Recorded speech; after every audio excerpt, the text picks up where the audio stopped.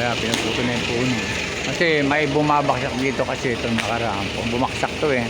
Ayan o, kusang bumaksak siya, hindi siya pinutol. So, inaayos na lang ng mga taga-sitio kasi baka makabaksak. Ayan o. So, yan. So, dito kami sa West Bank. May Barosesication kahaba West Bank. Yung dulo na yan. Ayan. At ito yung mga ano mga sabi niya, pinuputol na yung puno. Ikaw, wala masabi, pinuputol na puno. Para malinisan. Para malinis. Ano yan? Para ligtas tayo sa mga sa bagay baka makabaksak. Okay? So ayan, pinuputol na yung medyo malilim na yan. Tapos dito yung kabila na natatakpan ng puno na yun. Nasa dulo na yun. At masyadong madilim. So ayan. Ano sasabihin mo? Ano sasabihin mo? Ano sasabihin ko sa inyo?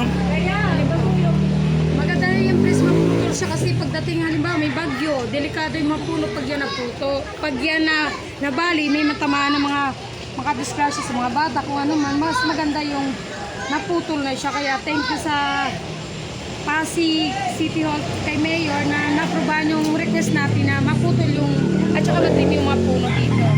Ayun, so napakaganda na sinabi ng aking board member at talaga naman inagapan namin to kasi bumaksak na to eh.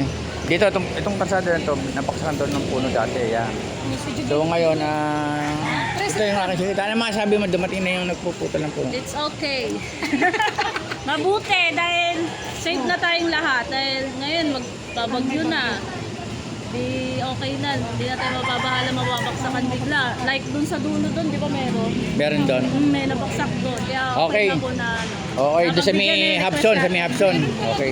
Noong nakaraang araw lang may bumaksak, nagka-traffic dyan. So ngayon, meron. Yung pa malakas ba? Malakas. Malaki. Tsaka hindi ba nag-one way dyan? Doon pinadaan sa kabila. Parang So, yan. anong linggo yata? So, yun. Ulan lang yun, di ba? Sa akin ngayon, nakaraan, walang ulan. So ngayon, ano pa masabi mo?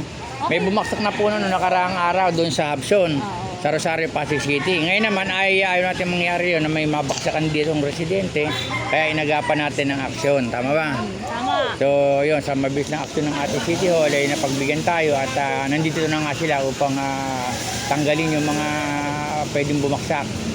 So maaliwalas, makikita natin dahil talagang delikado sa bagyo. So pinuto lang yung mga ilang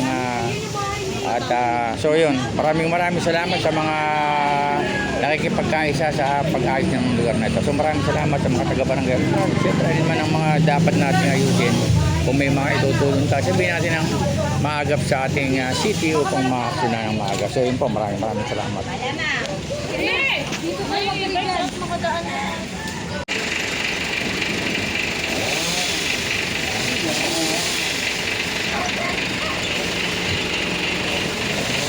Talaga na ulo na kasi.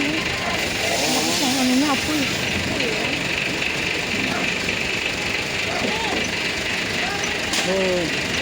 Diba?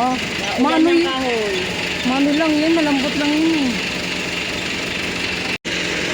Hindi ko talaga. Ay, Diyos ko, alam mo naman si Presidente. Ay, narinig ako eh. Wait lang.